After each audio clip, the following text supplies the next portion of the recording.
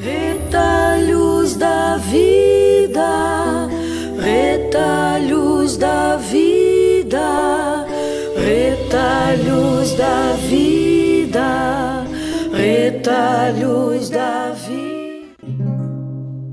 Maria, única flor que a humanidade gerou, só tu nos entendes de toda graça virá.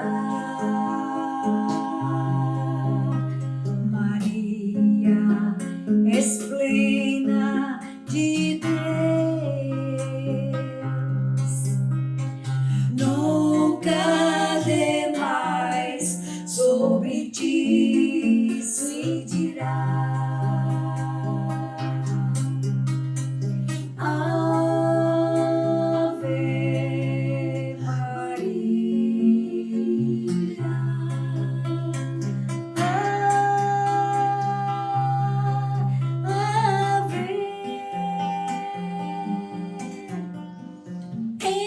Porta aberta ao paraíso,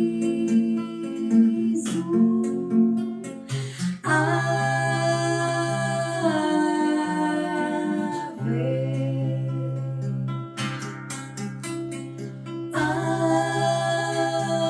Ave Maria,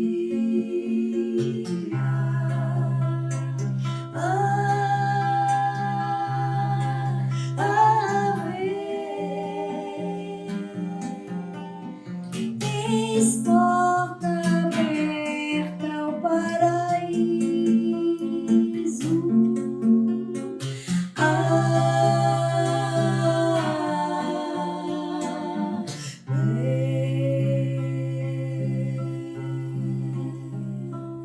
Nós refletimos na primeira parte sobre a profunda humildade, a paciência heróica, a contínua oração e a obediência perfeita, cega. Então agora vamos à quinta virtude da Virgem Maria, que é a mortificação universal. A Virgem Maria, ao dizer o seu sim ao arcanjo Gabriel, sabia de todos os riscos inevitáveis que iria correr por causa daquele sim. Porém, mais ainda, ela sabia a quem havia entregue a sua vida. Ela sabia dos riscos, mas isso não era o mais importante e preocupante. O mais importante e atenuante é que ela sabia a quem havia entregue a sua vida. E ela sofreu unida a Jesus, submissa a Deus e ao seu plano de salvação, tudo por amor. Não houve revolta, não houve queixa, não houve mau humor, né? Nada. Pelo contrário, sua vida foi uma constante dedicação ao seu Filho Jesus, em silêncio, em perene oração, numa mortificação a cada dia. Então, como é que a gente pode imitar essa mortificação universal da Virgem Maria?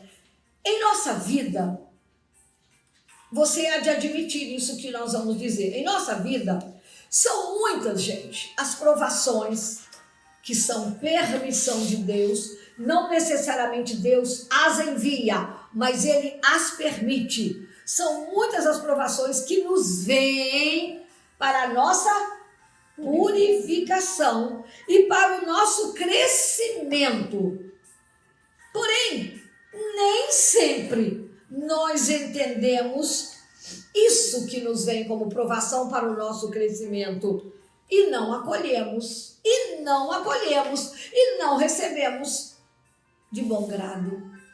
Mas a Santíssima Virgem vem nos ensinar a seguirmos o seu exemplo, a acolhermos sem murmurar, sem reclamar, sem maldizer o que nos é permitido por Deus. Na verdade, acolher uma provação é unir o nosso coração ao coração de Jesus e oferecer essa provação em expiação dos nossos pecados, de todos os pecados do mundo inteiro e de todas as almas do purgatório. Mas quando se fala em provação, meus irmãos, não pensemos somente nas grandes aflições, não. É verdade. Tem muitas provações que a gente passa no dia a dia. Aí, na sua casa, eu passo na minha casa, todos nós passamos por situações. Vejamos algumas, para ver se a gente se identifica. Por exemplo, suportar a presença de alguém que nos incomoda. E a gente é obrigado a aceitar. E muitas vezes a pessoa nem sabe, mas a gente sabe. Mas a gente acolhe. Ela nem sabe que a gente não gosta dela. Não sabe. Que não tem aquela empatia, né? Então isso é uma mortificação. A gente aceita, convive e oferece. Trata bem. Já falou, em expiação dos pecados. Receber alguém em nossa casa e fazer sala quando o nosso corpo precisaria de repouso. Às vezes a gente terminou uma faxina, às vezes chegou cansado da rua, mas precisa fazer sala. É uma dor. Chegou alguém, né? A gente tinha a opção de dizer assim, diz que eu não estou. Ou a gente dar uma desculpa, olha, agora não dá, não vai. Depois você volta. Acolher. O que Nossa Senhora faria em nosso lugar? Acolher. Outra, dar uma informação positiva a alguém que não me é simpático. Olha, gente, isso a gente passa no dia a dia, né? Ficar calado diante de uma indelicadeza de alguém para conosco. Você já passou por isso alguma vez? Sim. Pois é, ficar calado diante de uma ofensa, de algo que dói. Pois é, você disse, não são provações desse tamanho, são provações do dia a dia. Dia a dia. Coisas corriqueiras, mas que mexem com a gente. Que mexem com a gente. E que a gente pode superar e oferecer. Vamos ver a sexta Vamos ver a virtude? sexta. Doçura angélica. A doçura angélica, você já pensa assim, né? Doçura, doce, angélica, anjo. A gente vai fazendo as composições, né, Sônia? A doçura angélica é uma das essências da vida de Nossa Senhora. Por isso, A a docilidade é. Por isso, nós invocamos Nossa Senhora também com o título de Augusta. Augusta, que significa sublime, consagrada, magnífica, maravilhosa, merecedora de todo respeito, rainha dos anjos, é o mesmo que Augusta. Ser angélico, ser angélica, é uma das características próprias de um anjo, por ser puríssimo, por ser imaculado. E a Virgem Maria, enquanto criatura, também foi constituída de tais graças, as graças angelicais. Isso, gente. Olha, ter a doçura da Virgem Maria é ser doce como ela, é tratar a todos com amor, sem discriminação, é ver o outro com os olhos de Nossa Senhora. Peçamos sempre, não é, Léa? Eu peço muito a Deus o dom, sabe? Pelas mãos da Virgem Maria, né? A virtude da docilidade. Porque a gente entra mais no coração dos outros e permite mais que os outros entrem no nosso coração. A docilidade abre portas. Docilidade angélica. E como é que nós vamos buscar? Gente, há um caminho a seguir. Há possibilidades a se viver. É uma questão de opção. Eu quero ter a doçura angélica. Eu quero aprender a trilhar os passos da Virgem Maria e também ter essa doçura angélica. A doçura é uma coragem sem violência. É uma força sem dureza, sem severidade. A doçura é, antes de tudo, uma paz. É a manifestação da paz que vem do Senhor. É o contrário da guerra. É o contrário da guerra. É o contrário da crueldade.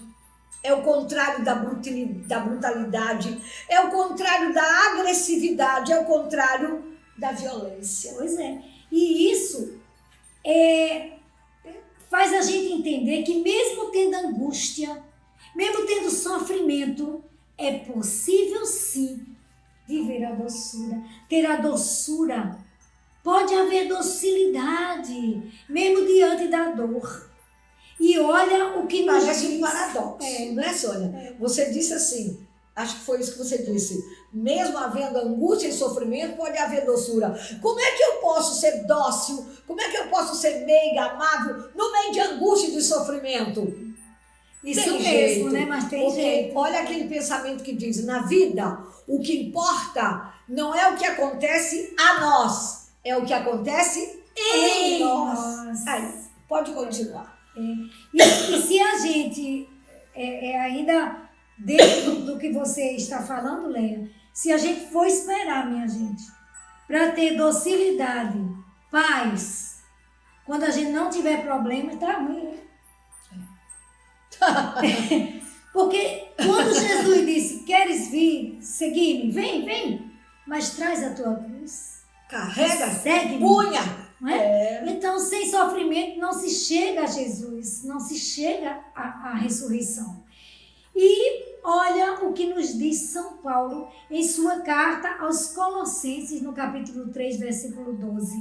Ele diz assim, portanto, como eleitos de Deus, santos e queridos, revestivos de entranhada misericórdia, revestivos de bondade, de humildade, doçura, paciência. A palavra de Deus tem tudo, não é? Tem Ensina tudo. E vamos ficando então por aqui, nesse bloco, e voltamos daqui a pouco. Bloco, mais virtudes da Virgem Maria, retalhos da vida. Retalhos da vida, retalhos da vida, retalhos da vida, retalhos da vida. Vamos a mais uma virtude da Santíssima Virgem Maria?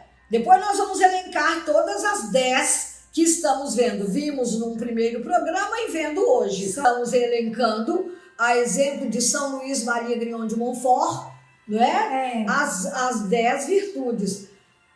Vamos agora a fé viva. Fé viva, fé vibrante, fé ardorosa, fé efervescente a cada dia. Nossa Senhora gerou para o mundo a salvação. Quem é a salvação que Nossa Senhora gerou para o mundo? Jesus. Porque ela acreditou nas palavras do arcanjo Gabriel. A Virgem Maria foi feliz, irmãos amados. Foi feliz o tempo todo, porque acreditou, porque ela aderiu com o seu sim incondicional aos planos de Deus, sem ver, sem entender, sem questionar, apenas pela fé naquele que a havia criado, Deus Todo-Poderoso. Por causa desta fé, esta fé viva, esta fé ardente, essa fé vibrante, Isabel, prima de Maria, a proclamou bem-aventurada. Bem-aventurada és tu, porque creste, porque se hão de cumprir as coisas que da parte do Senhor te foram ditas. Lucas capítulo 1, versículo 45. A inabalável fé, a fé viva de Nossa Senhora, sofreu muitas e imensas e difíceis provas. Aliás, pode dizer, Sônia, pode dizer. Aliás, continue no que aliás, eu a vida dela foi de provas. Não é isso? de provas. E para ser vencedora nas provações que ela viveu, só mesmo tendo uma fé viva, uma fé verdadeira. Vejamos algumas situações que ele exigiram fé inabalável. Uma, que conhecemos muito bem, a prova do invisível. Ela viu na manjedoura de Belém Jesus nascendo naquele lugar simples, humilde, pobre, e acreditou que ele era o Filho de Deus. É a prova do invisível. Mas a fé viva dela fez acreditar. Uma outra grande prova, a prova do incompreensível. Ela não entendeu, mas acreditou.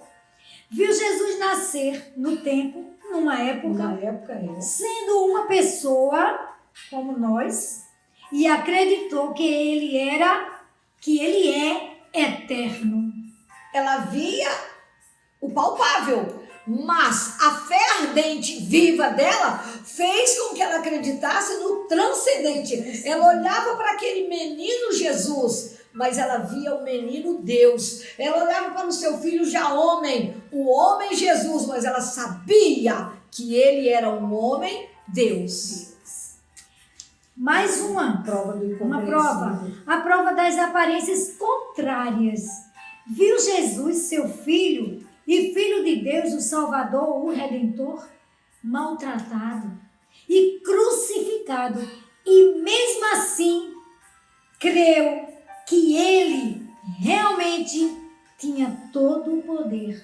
Isso é fé viva, que precisa ser imitada por nós. Pois é, foi a prova do invisível, a prova do incompreensível e a prova das aparências contrárias. Tudo mostrava o contrário, mas a fé dela dizia: não é o que as aparências mostram, é o que a essência mostra. Isso mesmo. Nossa Senhora, Virgem Maria, a mãe das virtudes. A mãe das virtudes. É verdade. Então, e como nós, filhos de Maria, resgatados pelo sangue de Jesus, podemos também imitar essa virtude da Virgem Maria? A fé, meus irmãos, é um dom de Deus e, ao mesmo tempo, uma virtude.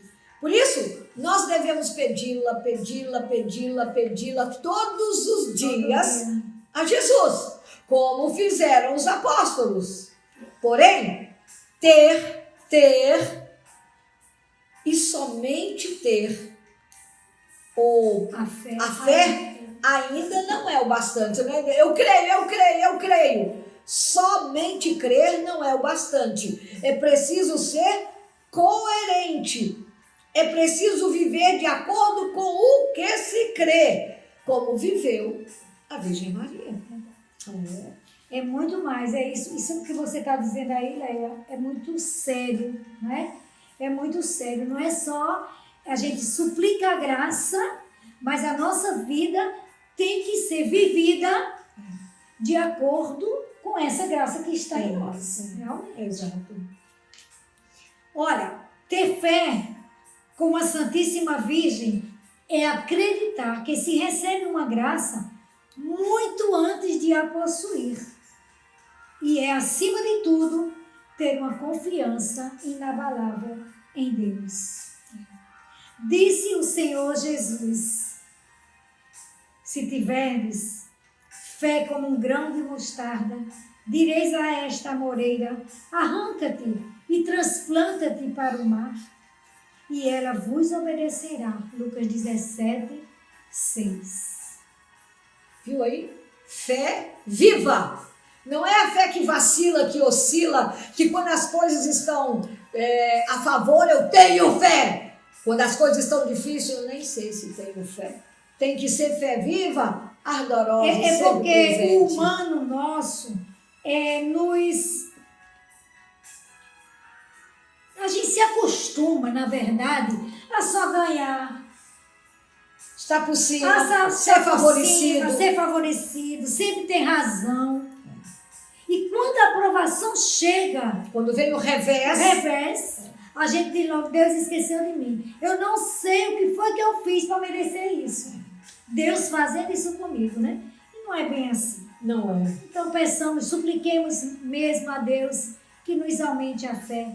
E Pelas vamos- mãos da da Virgem Maria. E vamos dizer assim juntos, eu creio, Senhor, Mas mas aumentai a minha fé. a minha E fé. dai-me, Senhor Deus Todo-Poderoso, a virtude da Virgem Maria, da fé viva Da fé viva. em todas as situações. Outra virtude da Virgem Maria, pureza divina.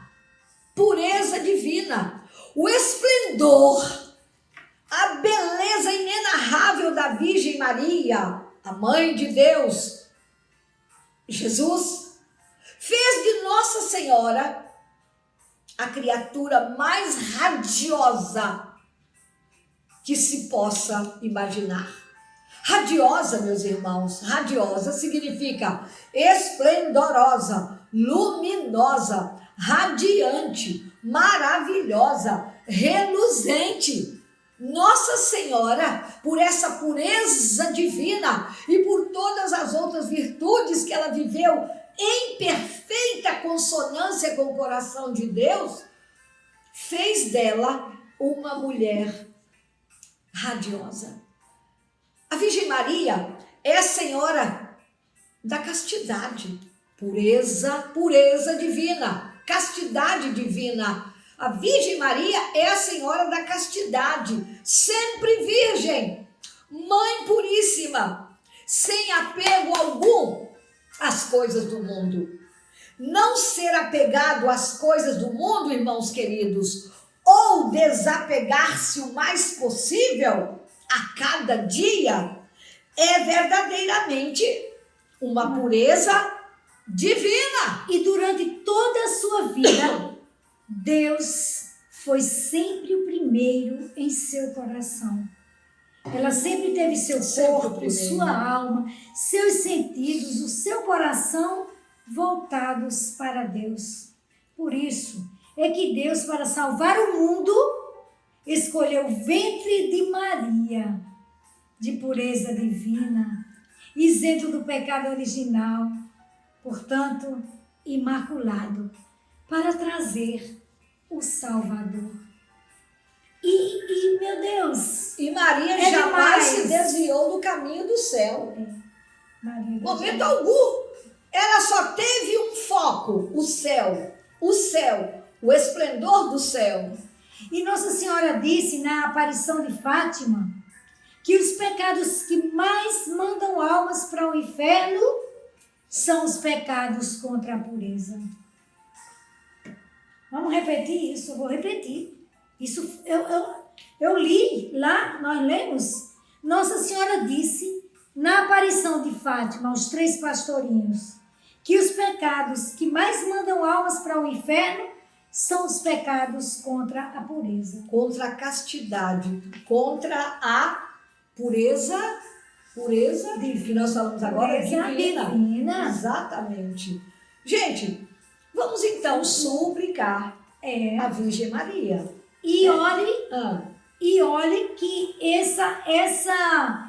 essa virtude, hoje em dia, está sendo muito relegada. relegada. Né? Pureza, castidade, guardar-me, ser do Senhor, ser do meu esposo, ser da minha esposa, pelo vínculo sacramental do matrimônio, já era. Já era, né? Então, Sempre será a verdade. Não podemos relativizar o absoluto, nem absolutizar o relativo. é verdade. Agora você vai dizer alguma coisa aí. Vamos suplicar. Suplicar. Agora, A eu Virgem queria Maria. ainda dar esse toque. Porque quando eu falei que o pecado que mais manda almas para o inferno são os pecados contra a pureza, não é que estes pecados sejam os mais graves, mas são os mais frequentes. Não é isso? Hoje em dia, Um filme tira a nossa pureza, uma conversa, uma página de revista, um pensamento, uma música, uma dança, tudo mexe, provoca e de repente faz cair, faz quedar em pecado a nossa pureza, não é, Sônia? Viver constantemente a prática da virtude, da pureza, da castidade, buscando essa pureza nos pensamentos, nas nossas palavras, nas nossas ações, nos tornam, queridos, seguidores, imitadores do nosso modelo, do nosso exemplo, que é a Virgem Maria. E eu quero recordar uma coisa que você disse no nosso programa quando foi na primeira parte. Não tenhamos medo, não fiquemos pensando que o fato de estarmos aqui proclamando o nome da Santíssima Virgem, para que ela seja mais conhecida e mais amada, estamos querendo destronar o Senhor Jesus.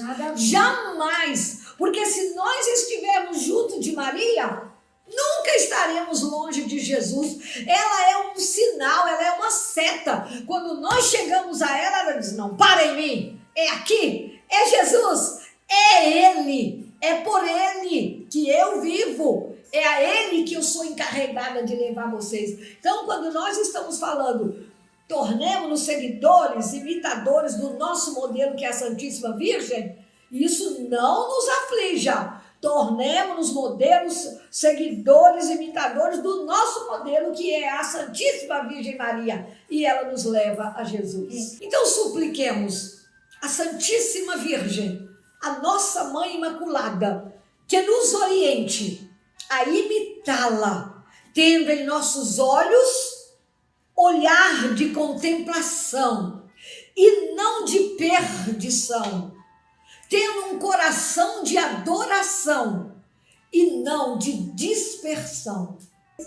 A Virgem Santa amou, como Léa falou, de forma tão ardente, que foi às pressas à casa de Isabel e Zacarias manifestar sua imensa alegria, que é fruto de uma caridade ardente, por estar sua prima Isabel, de idade avançada, esperando um filho, também presente de Deus. E lá permanecer por 3 meses servindo, porque o amor é prestativo. E a caridade nela não tem limites. A Virgem Maria amou de maneira tão ardente, que mesmo ela vendo todas as humilhações às quais o seu filho dileto, Jesus, era submetido pouco antes de sua crucifixão, e também no caminho do Calvário, que ela amava tanto que ela não maldisse a vida de nenhum daqueles carrascos que agiram tão cruelmente com Jesus. Isso aqui é um amor infinito. Isso tudo é ardente caridade, é amor, é plenitude do amor. Na primeira carta de São Pedro, no capítulo 4, versículo 8, ele diz assim: antes de tudo, mantende entre vós uma ardente caridade, porque a caridade cobre a multidão de pecados. E ainda São João da Cruz disse assim: no ocaso da vida, no fim da vida, final da nossa vida, sereis julgados pelo amor. Mas vamos falar agora da sabedoria divina, né? Mais essa virtude que sem ela não chegaremos a Deus, com certeza. A sabedoria divina é um dos 7 dons do Espírito Santo. E meditando o livro do Eclesiástico, podemos ver que a sabedoria é quem nos leva a contemplar a graça de Deus e a viver de acordo com a sua vontade. E foi exatamente isso que aconteceu com a Virgem Maria. Ela soube contemplar a graça de Deus e viver de acordo com a sua vontade. Por isso, ela foi plena da sabedoria divina.